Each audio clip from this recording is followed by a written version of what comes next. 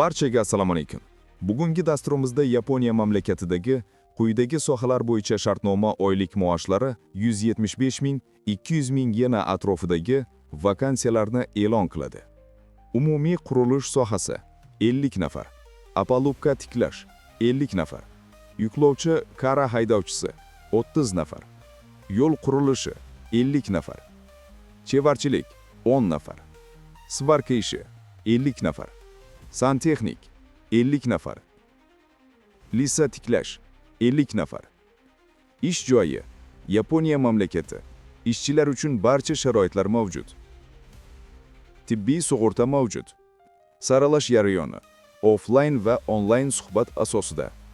Til darajasi. Suhbat uchun yapon tili bilishligi majburiy emas. Yosh darajasi 18 dan 35 yoshgacha bo'lgan yigitlar.